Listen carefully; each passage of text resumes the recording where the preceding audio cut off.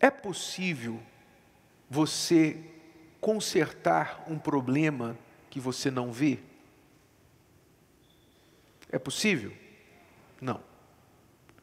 Se você não vê um problema, se você não enxerga, se você não sabe que existe, ou se você acha que não existe, você está convencido que não existe, você não pode consertá-lo. Logo, se existe um problema e você não vê, ele está no seu ponto cego, assim como quem dirige sabe que quando você está dirigindo, você tem pontos cegos. Você não vê 360 graus. Você tem a visão da frente, você tem auxílio dos espelhos, mas você não vê tudo. Principalmente o que está vindo atrás, dos lados, você não vê. Então, sempre os motoristas são ensinados a ter muito cuidado com os pontos cegos, porque são nos pontos cegos que normalmente dos pontos cegos que vem o perigo. Outros veículos, pessoas até mesmo, e você pode atropelar, sofrer um acidente, etc. Dentro da vida, na nossa vida, também nós temos pontos cegos. Problemas que ficam na escuridão, que ficam na penumbra, que ficam na sombra do nosso eu, do nosso interior. E nós não enxergamos. Ficam na sombra do nosso ego, do nosso orgulho, e quanto maior o orgulho, maior a sombra. Quanto mais orgulhosa é a pessoa, maior a sombra que ela causa para abrigar defeitos e falhas e não enxergá-los. Então, esses problemas ficam ali escondidos e a pessoa, por não saber que eles existem, ela segue cultivando, praticando estes problemas e, naturalmente, complicando a própria vida e a vida daqueles com quem ela convive. E isso é terrível, como eu tenho dito, dura coisa é você estar sinceramente errado, dura coisa é você não enxergar onde você está errando, porque você pode perder muito, muito tempo da sua vida, você pode perder casamento, você pode perder coisas que dinheiro não paga, que dinheiro não vai conseguir compensar. E quando você não se conhece, você tem que se acomodar com o que você tem, né? O que você tem? Eu sou insegura, eu sou ciumenta, eu tenho esse temperamento. Você se acomoda, você se adapta àquilo, mas você não gosta. Você não gosta de ser essa pessoa. Né? E aí você sofre, e você sofre pensando assim, essa é a vida. É o que a gente tem para hoje. Né? E Deus mostra na palavra dele que não precisa ser assim. Que a gente não precisa ser assim. Que a gente pode, sim. Ele até fala para a gente se aperfeiçoar. Que a gente pode ser perfeito. Né? Uma pessoa cheia de falhas pode ser perfeito? Pode. Pode. Mas você precisa entender, se enxergar, ver o que está acontecendo. Porque a revelação, esse revelador da alma que nós estamos falando, é o próprio Deus. Deus é quem revela para nós quem somos. Nós temos a ilusão de pensar que nós nos conhecemos. Tá? Nós temos esta ilusão. Por que eu digo que é ilusão? Porque a gente se conhece parcialmente. O melhor nível de conhecimento que você pode ter a seu próprio respeito é parcial. Porque muitas vezes você nem sabe o que está dentro de você. Por exemplo, vou dar um exemplo aqui. Como a Cristiane já falou várias vezes, ela não sabia como ela era insegura antes de casar. Quando nós nos casamos, ela descobriu que ela era insegura. Quer dizer, ela não sabia isso a respeito dela. Mas o casamento revelou isso para ela, ajudou a revelar esse problema dela. Assim como eu, no casamento, também descobri que eu tinha um problema, entre outros problemas, um dos principais, o problema da raiva implosiva. Eu ficava com raiva e me fechava. Fechava a cara, ficava em silêncio, a raiva implosiva. Então eu sempre condenei essa atitude do meu pai com a minha mãe, mas quando eu me casei eu descobri que eu era igual. Mas eu não sabia isso a meu respeito, mas o casamento revelou. Então, nós não temos conhecimento total, pleno a nosso respeito. Só Deus realmente nos conhece na sua plenitude. Ao longo da vida a gente vai descobrindo uma coisa aqui ou ali. Mas a revelação que transforma a vida de uma pessoa, que muda a pessoa da água para o vinho, que faz a pessoa nascer de novo, se tornar o oposto do que ela era antes, isso aí só Deus pode dar. Deus, revela, quer dizer, ele traz à luz, ele descobre o que estava encoberto, ele revela o profundo. Aqui, o que é o profundo? O profundo são as coisas difíceis de entender. Profundo é aquela coisa difícil de alcançar. Há as coisas rasas que todo mundo vê, que é fácil, mas há as coisas profundas a nosso respeito, raízes que são difíceis de nós às vezes entendermos. Eu tinha raízes, todos nós temos raízes, mas eu não tinha consciência das raízes da minha vida, da minha criação, dos meus pais, de jeitos e hábitos e pensamentos e valores e crenças que eu adquiri desde criança, porque eu herdei muita coisa do meu pai e fui ainda desenvolvendo outras ao longo da vida, como todas as pessoas fazem. Eu não tinha consciência de certas raízes a meu respeito, profundas, que afetavam o meu casamento. Nós tínhamos discórdias, assim, acirradas, intensas, sobre, por exemplo, o uso do dinheiro em casa, por causa de raízes que tinha, coisas profundas a meu respeito, na minha infância, na minha família, que eu pensava que estava resolvido.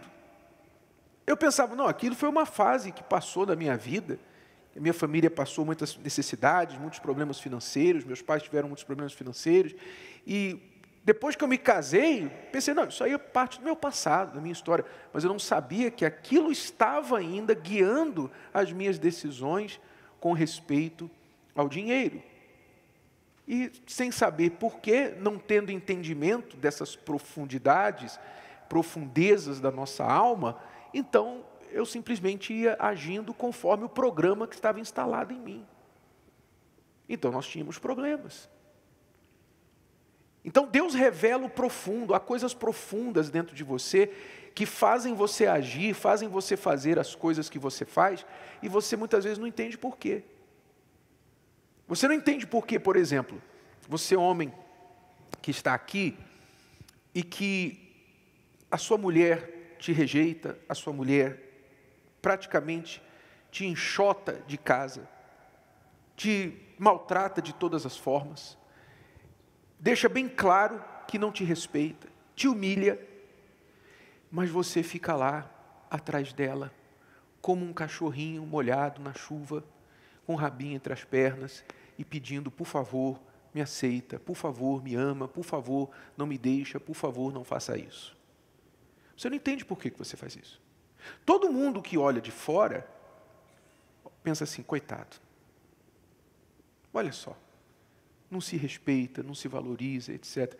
Quem está de fora, dá para ver, é aparente, salta aos olhos, mas você não entende. Você não entende, você talvez chora, você geme, você fala, mas eu não consigo deixar essa mulher que me maltrata, eu não consigo. Então você perpetua, você continua insistindo numa situação, num comportamento que está te fazendo mal, e você não sabe por quê, e muito menos o que fazer para mudar. Se você não sabe qual é o problema, você não consegue resolvê-lo. Você não sabe o problema, muito menos a solução. Uma coisa é o profundo, coisas profundas, raízes. Outras coisas são aquelas escondidas. O que é o escondido? O escondido é, muitas vezes, a pessoa não entender, ela achar que o problema é uma coisa e, na verdade, o problema é outra. Nós vemos muitos casos, por exemplo, de pessoas que vêm à terapia do amor pensando, eu tenho um problema de casamento, eu tenho um problema de relacionamento. Então, ela pensa que o problema dela é de relacionamento.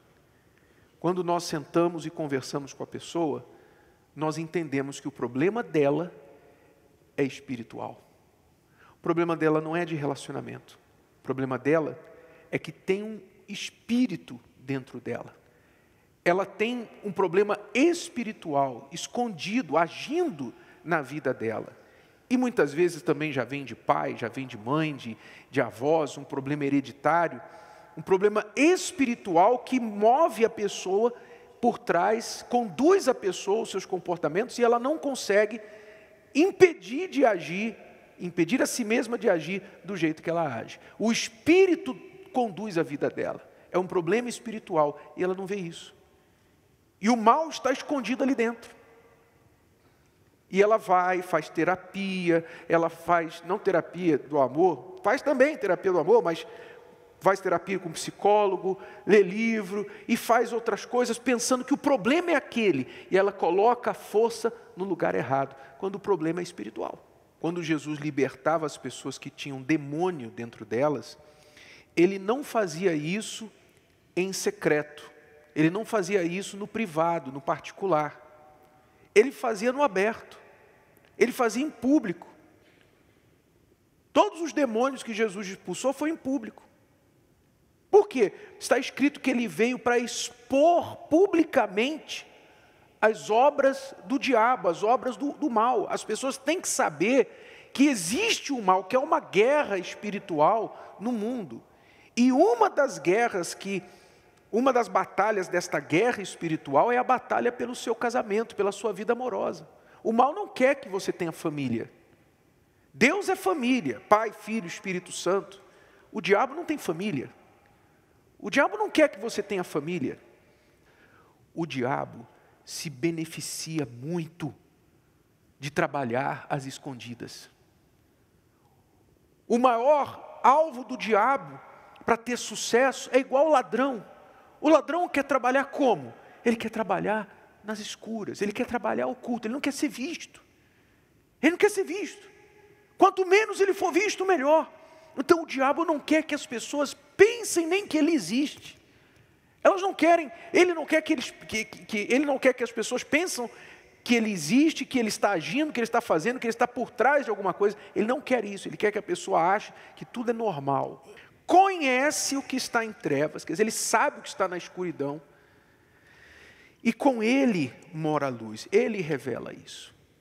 Deus mostra isso, mas para quem que ele mostra isso? Vamos ver como Jesus revelou a alma do jovem rico. Você provavelmente conhece a história do jovem rico na Bíblia. A Bíblia diz que esse jovem era como um príncipe, um rapaz de status na sociedade, rico. E ele chegou para o Senhor Jesus um dia e perguntou: Senhor, o que farei para herdar a vida eterna? Uma pergunta muito importante. Talvez a pergunta mais importante que uma pessoa pode perguntar. O que eu vou fazer para herdar a vida eterna? Então, ele queria herdar a vida eterna. Olha só, ele, por ser jovem rico, ele sabia como era uma herança, porque provavelmente ele herdou a riqueza do seu pai. Então ele queria saber como herdar a vida eterna. E Jesus falou para ele: olha, em outras palavras, não é bem assim que você vai herdar coisa de graça. Você tem que guardar os mandamentos. Guarda os mandamentos. E ele então respondeu logo assim na lata: não, mas os mandamentos todos eu guardo. Eu guardo todos os mandamentos. Achava que guardava. Ou seja, enganado. Né?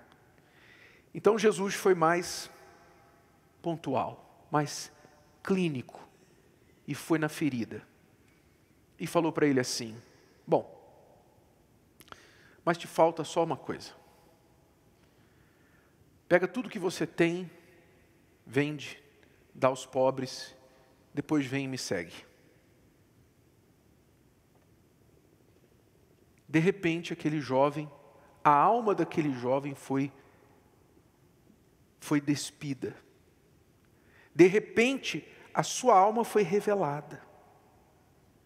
Com uma palavra, Jesus revelou a alma dele. que ele revelou a respeito dele? Quando ele ouviu essas palavras, diz o texto que o seu semblante ficou triste, ele deu meia volta e foi embora. Ou seja, ficou revelado para ele que ele não guardava os mandamentos como ele achava, porque o primeiro grande mandamento é: amarás o Senhor teu Deus acima de tudo, não é isso? Não terás outros deuses além de mim. E o Deus da vida dele era quem? O dinheiro, Mamon. Ficou revelado. Jesus revelou para ele. Só que, mesmo recebendo esta revelação, o que ele fez com essa revelação? Nada. Ele foi embora e continuou do jeito que ele estava. Não fez o que Jesus falou. Se ele tivesse feito, com certeza a Bíblia registraria. Para que Deus revele para você o que está errado com a sua alma, Ele precisa, primeiro, que você seja humilde, para ouvir sem rebater, ouvir sem contra-atacar, sem se justificar, sem dizer, não, mas eu não concordo. Ele precisa que você seja humilde para enxergar. Sim, Senhor, eu estou ouvindo o que o Senhor está mostrando, estou entendendo o que o Senhor está mostrando, estou vendo agora o que o Senhor está mostrando a meu respeito. Ser humilde. Humilde quer dizer, você aceita. A pessoa humilde, ela é ensinável, ela pode ser ensinada, ela pode aprender, porque ela é humilde, então você pode ensinar para ela, você pode mostrar para ela. Dura coisa é você querer ensinar uma pessoa que acha que sabe, ou que não concorda com o que você está ensinando. Não dá para ensinar. Então, humildade, você tem que ser humilde para entender, para ouvir. Realmente, eu estou ouvindo o que o Senhor está falando, estou aprendendo o que o Senhor está falando, eu recebo o que o Senhor está falando. Primeira coisa. E segunda coisa que você precisa de coragem. Coragem. Por que coragem? O jovem rico precisava de coragem. Talvez ele até teve humildade para ouvir Jesus. Não sei se teve. Talvez. Pelo menos ele não retrucou. Mas lhe faltou coragem. Ele não teve coragem para chegar lá e fazer o que Jesus mandou. Então, a pessoa, muitas vezes, não é revelado sobre ela. Deus não consegue falar com ela. A palavra dele não entra nela, por quê? Porque há orgulho, ela não quer dar o braço a torcer, não quer admitir que pode estar errada.